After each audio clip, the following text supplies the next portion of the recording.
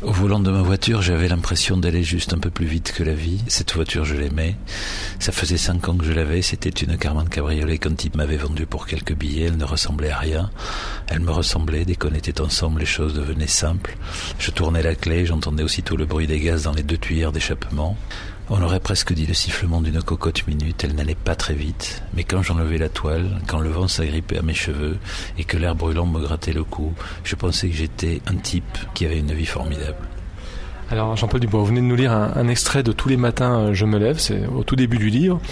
Et à la lecture de vos romans, moi, j'ai remarqué que vous parliez souvent de voitures. Dans Tous les matins je me lève, il est question d'une Karmann cabriolet, d'une Triomphe. Dans Une année sous silence, vous évoquez une Volkswagen. Dans La vie me fait peur, il est question de Jaguar, de Mercedes. Dans Hommes entre eux, d'une Cherokee, d'une Buick. Dans Les accommodements raisonnables, le narrateur conduit une Prius. Est-ce que vous nouez une relation particulière à la voiture, ou est-ce que vous avez noué par le passé une relation particulière ? Ah, j'adorais les voitures anglaises. Depuis toujours, j'ai toujours aimé qu'un seul type de voiture, c'était les cabriolets. J'avais des Dinky Toys quand j'étais petit. Mon seul plaisir était de prendre des pinces et de découper le toit de la Dinky Toys pour les transformer en cabriolet. Et quand j'ai été grand, c'est ce que j'ai fait. La première voiture que j'ai eue, c'était une Volkswagen qui avait fait un tonneau et que j'ai découpé, mais comme je l'avais fait en étant enfant, donc j'ai découpé le toit et que j'ai transformé en cabriolet fictif avec des renforts, enfin un truc qu'on aurait dit un half-track, c'était monstrueux. Et par la suite, j'ai eu toute une série de vieux cabriolets anglais. Alors c'était pas des voitures pour rouler, évidemment, personne ne roule en cabriolet, n'a jamais, je crois, roulé en cabriolet anglais. Les cabriolets anglais, c'est fait pour rester au garage et écouter la radio ou mettre... Moi, je me mettais dans mon jardin et je crois que je n'ai jamais fait un trajet, je n'ai jamais terminé un trajet avec mes voitures. Je suis toujours tombé un peu en avant. Toujours. Mais en revanche, la nuit, je décapotais, je fumais et j'écoutais la radio dans le jardin. Et ça, c'est un bonheur extraordinaire. Et je passais beaucoup plus de temps à les réparer qu'à les conduire. Mais je n'en avais absolument rien à faire parce que j'adorais ces voitures, les MG, les MGB, les Triumph vitesse, un 6 cylindres absolument fabuleux, une vraie Volkswagen cabriolet, 2 Karmann, enfin des vraies vieilles voitures. Pas vieilles, parce que pour moi, c'était pas des vieilles voitures, c'était des vraies voitures, quoi. J'allais justement vous demander pour vous quel était le trajet idéal, mais en fin de compte, j'ai l'impression que pour vous, le trajet idéal, c'est un trajet qui finit sans une panne. Voilà, le trajet idéal, c'est en définitive le trajet idéal, c'est Toulouse, Saint-Jean-de-Luz, Hendaye et Bilbao par la côte. Voilà, ça c'est le bonheur, le vrai bonheur, faire ça dans une voiture décapotée en été et en fumant une cigarette. Ça c'est il y a l'océan, il y a le tabac et il y a la voiture. Mais c'est presque des trucs d'enfance, quoi. C'est pas raisonné ni raisonnable. Mais la voiture, ça faisait partie. C'était pas du tout la performance, mais c'était. Je le plaçais au niveau du tabac, quoi. C'est quelque chose qui vous accompagnait dans la vie. C'est un vrai plaisir. J'aurais beaucoup de mal à l'expliquer et même à le justifier.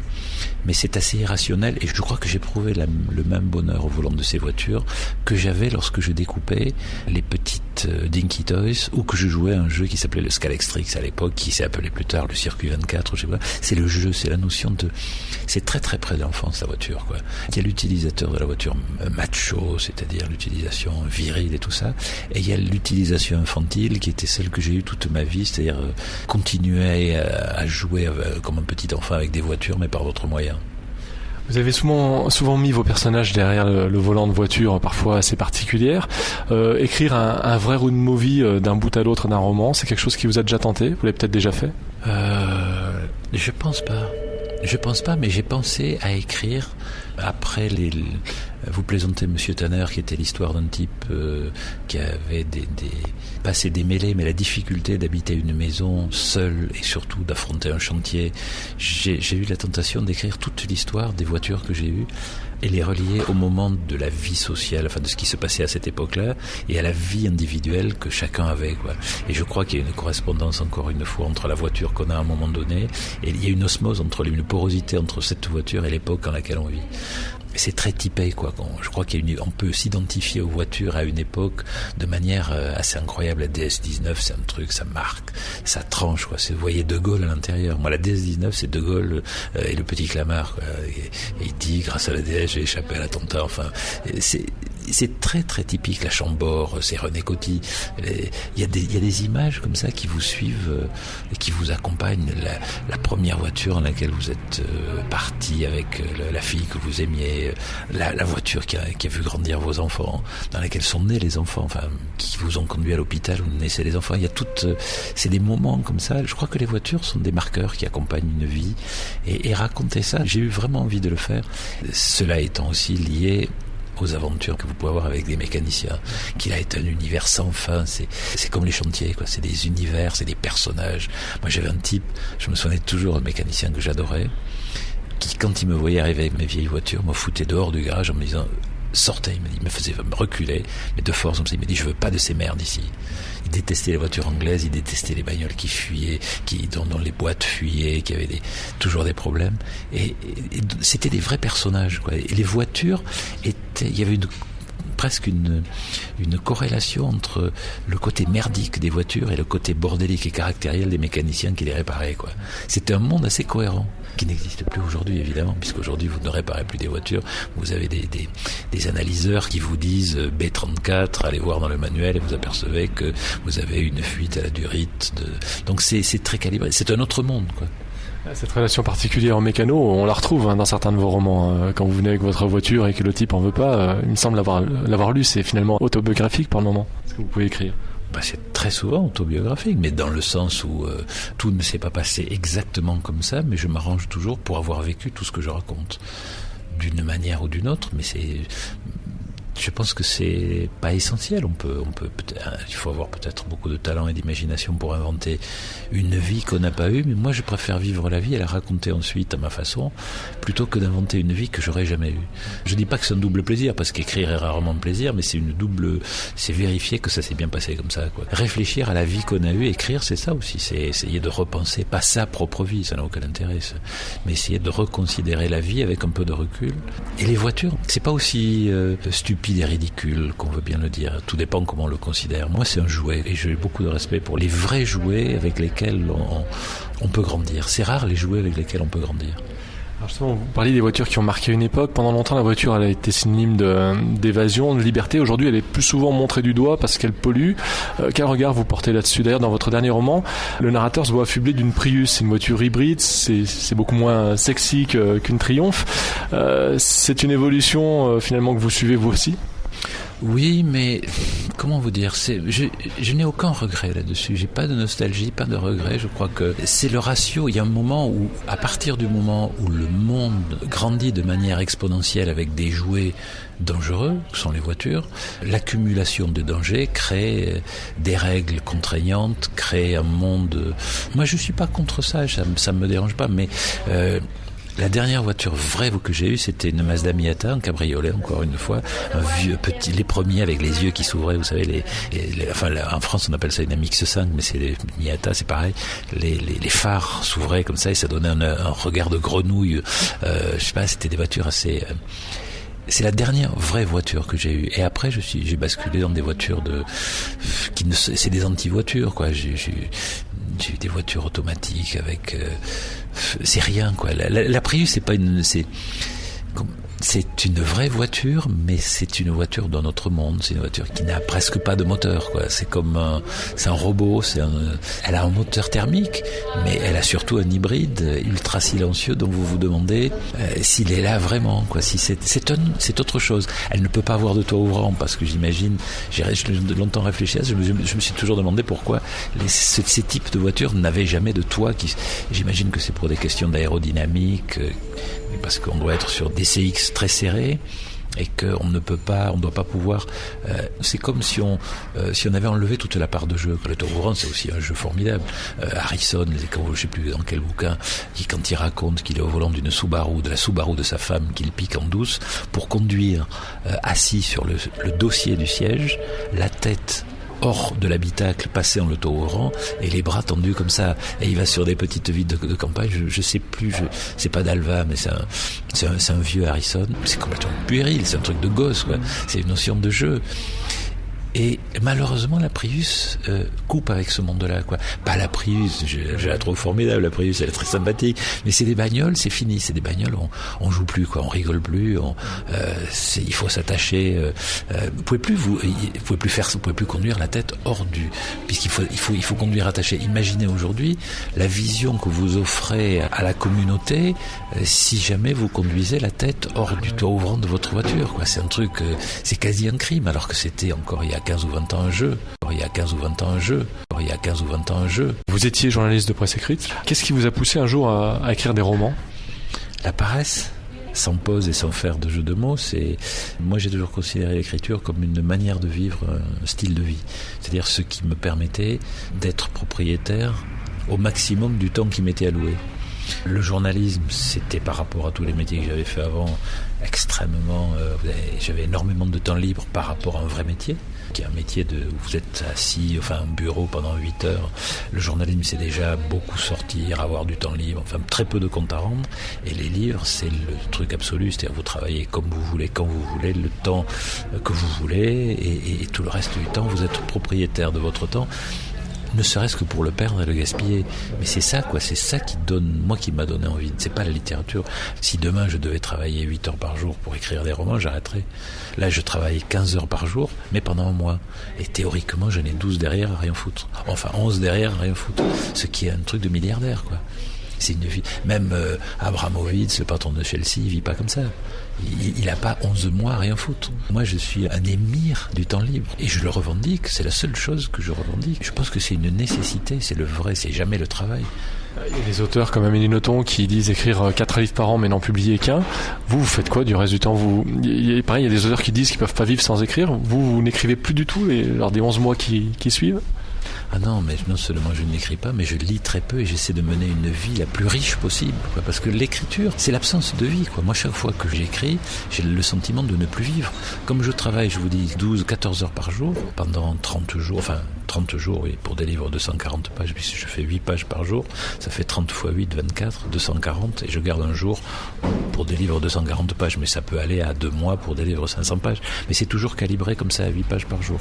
Je me colle des obligations, mais tout le temps où je fais ça, je vis pas. Et l'écriture, c'est du temps mort, quoi, au sens réel du terme. C'est un temps pendant lequel vous ne vivez pas, vous n'avez pas de joie de vivre. Vous ressassez, vous êtes face à face avec vos névroses, avec vos inquiétudes, vos angoisses, les morts, les vivants, c'est tout un monde, c'est très virtuel comme monde.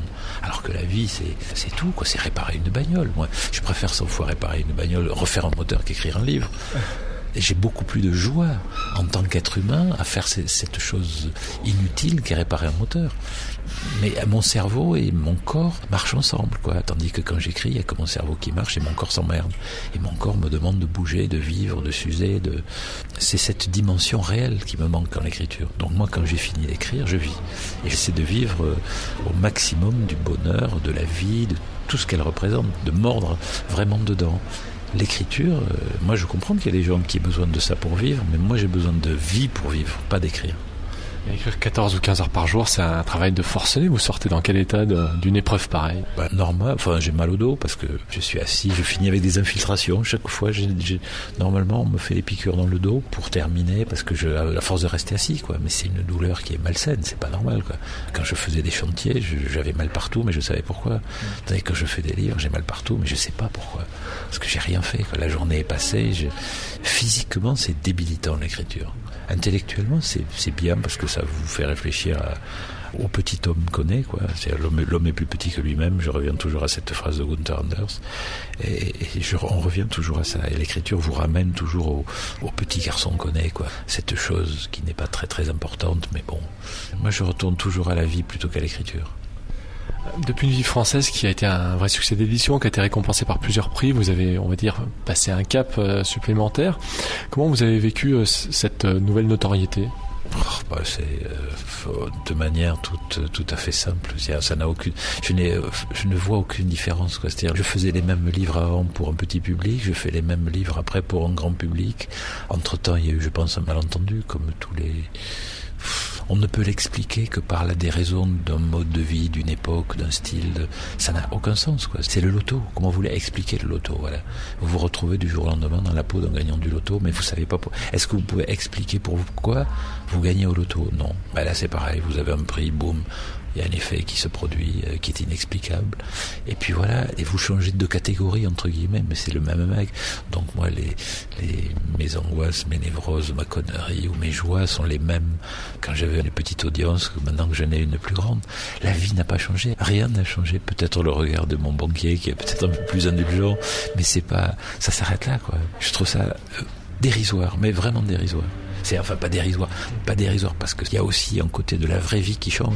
C'est-à-dire qu'aujourd'hui je pourrais m'acheter une Miata neuve peut-être, voilà, c'est tout en rigolant, mais sincèrement je n'ai jamais acheté de voiture. On revient 2 minutes aux voitures. J'ai mis un point d'honneur de ma vie de ne jamais acheter une voiture neuve. Je n'ai toujours que des vieilles voitures, bon, par goût, mais aussi par presque philosophie. Et aujourd'hui, disons que voilà, si vous me demandez ce qui changerait, c'est que je pourrais peut-être m'acheter une bagnole neuve, mais je n'ai vraiment pas envie. Donc c'est ça, quoi. C'est le même mec. C'est le même mec qui fait les mêmes livres et rien ne change. Les prix littéraires, alors on a vu qu'aujourd'hui Jean-Marie Leclésio a obtenu le Nobel de littérature.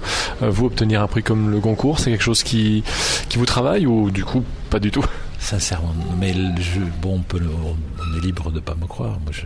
Mais très sincèrement, ça ne me travaille pas. Et en étant vulgaire, je dirais que je m'en fous. Voilà, que c'est un truc. Si on me le file, je suis ravi parce que bon, la vie va être un peu plus simple encore. Mais vraiment, c'est pas. Je n'y pense vraiment pas. Ni en me rasant, ni sans me raser. Encore une fois, je veux pas être trivial, mais je préférerais réussir la remise à neuf complète d'un moteur.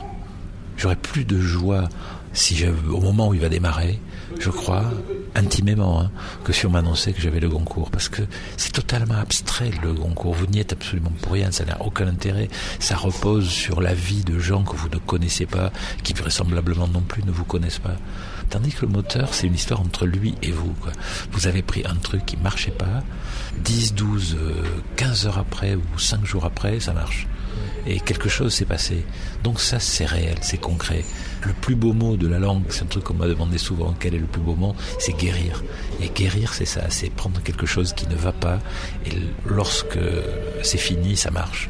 Que ce soit un corps, un moteur, un objet, voilà, avoir une influence réelle sur le monde. Et ça, c'est fabuleux. C'est fabuleux.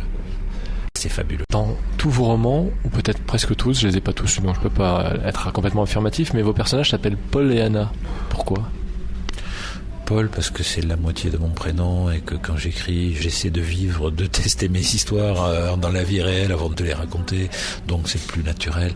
Et puis aussi parce que comme j'ai été élevé dans le cinéma, enfin mon goût, le premier goût de la fiction, c'est le cinéma, c'est pas les livres. Donc j'écris exactement un film, quoi, quand j'écris un livre. C'est comme si je filmais en permanence, et donc j'essaie d'avoir un type qui parle, et je le fais parler avec ma voix, quoi. J'écris comme si j'écrivais une voix off. Il faut que j'entende ça. Donc c'est pour ça que j'essaie de rendre crédible bonne histoire à travers une voix familière, quoi. Et Anna, c'est la même chose. C'est quelqu'un que je mets là, qui est toujours là, qui est ce personnage qui vous accompagne pendant toute une vie, qui est une construction intellectuelle, mais c'est aussi une réalité. C'est quelqu'un qui vous connaît, voilà, qui est là. C'est 2 personnages qui sont là de livre en livre et qui vous accompagnent et qui sont... c'est dur la fiction, quoi. Vous pouvez pas écrire. Déjà, c'est infantile d'écrire. C'est un truc de gosse. C'est pas raisonnable d'écrire une fiction complète. C'est un truc. Et parler de gens qui existent, c'est beaucoup plus fort pour moi que de manier des concepts ou des idées ou des fictions pures et simples, quoi. C'est-à-dire qu'Anna, je sais qui c'est, voilà. Et quand je décris Anna, c'est pas elle que je décris, mais c'est quelqu'un sur qui je mets une réalité. Le type qui parle, je mets une réalité. Mon père, il a une réalité. Mes enfants ont une réalité. Mes petits-fils ont une réalité. Mes bagnoles ont une réalité. Et j'ai besoin de me raccrocher à ça. C'est pas pour ça que tout est vrai. Alors que l'intérêt, on s'en fout de ça. Mais il faut que ces gens-là soient là, quoi. Il faut qu'ils soient présents parce que je connais pas autre chose que ça, quoi. Je ne connais le monde qu'à travers eux, qu'à travers ces objets et ces gens. Donc j'ai besoin qu'ils soient là pour déconner, pour pleurer, pour être heureux, pour traverser les livres comme je traverse la vie. J'ai besoin des autres. Vos romans suivent à chaque fois un personnage, c'est écrit à la première personne du singulier. Vous pourriez un jour écrire dans un tout autre style, écrire un roman choral? De ce que vous me dites, j'ai l'impression plutôt que non. J'en ai fait des romans à la troisième personne. Chorale, non, mais j'ai un narrateur qui dit « il ». Le précédent, c'était Hommes entre eux. Comme c'était une histoire un peu glauque, c'était difficile de la raconter à la première personne. Il y a un autre livre, je crois, qui s'appelle « Maria est morte », qui était à la troisième personne, qui est la même histoire que le dernier, mais sous d'autres formes, que l'avant-dernier. Non, je l'ai déjà fait. Mais c'est... Alors là, ça a un côté vachement plus littéraire, je trouve.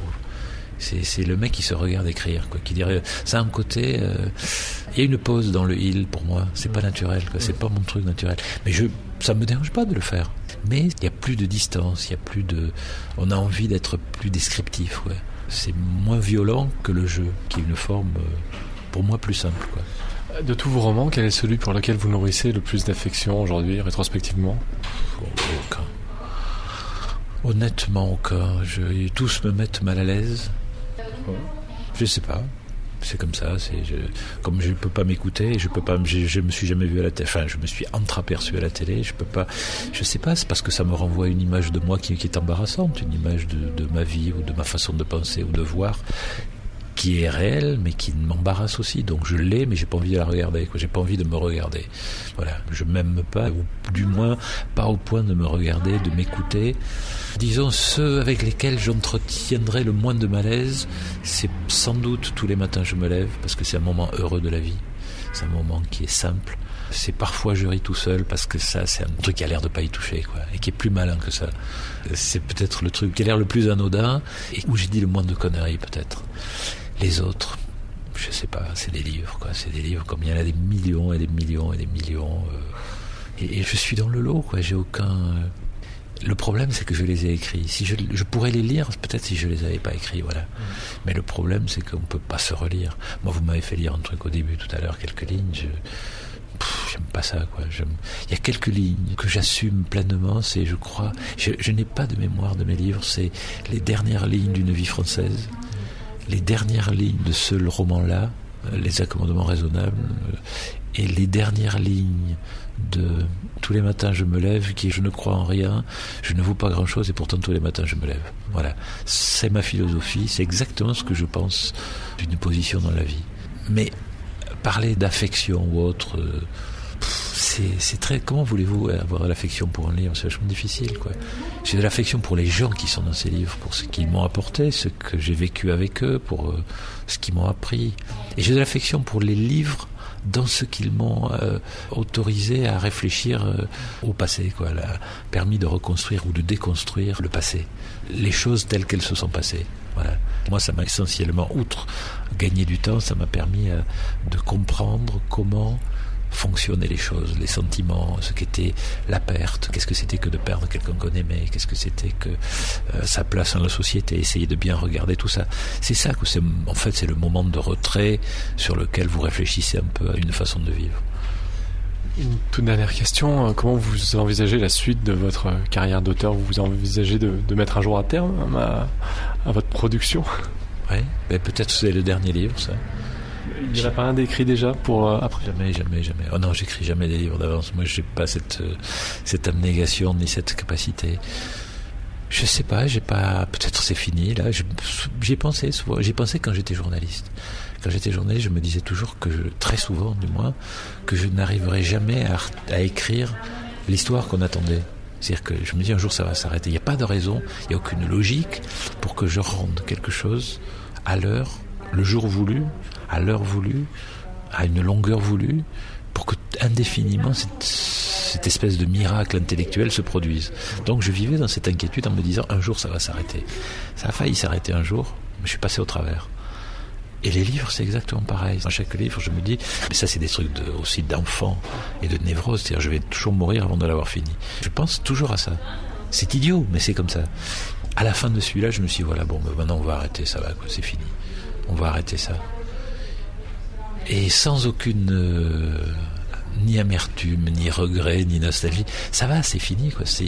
Le jour où ça s'arrête, c'est bien.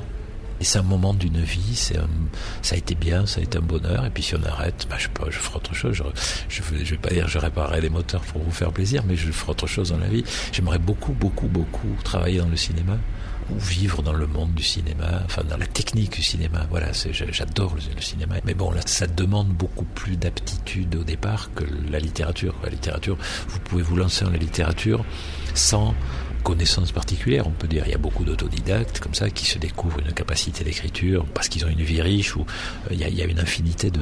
Le cinéma, c'est un vrai travail technique, quoi. Il y a une technique de prise de vue, il y a une technique de filmage, c'est très compliqué, quoi. C'est un vrai travail, le montage. Donc ça s'improvise pas, mais quitter les livres pour passer au cinéma, ça sera un vrai bonheur. Moi, j'aurais aucune... Alors, on va faire court parce que je ne veux pas vous mettre en retard, mais je vais retourner la question. Qu'est-ce qui fait que vous pourriez continuer finalement? C'est de trouver une nouvelle bonne histoire?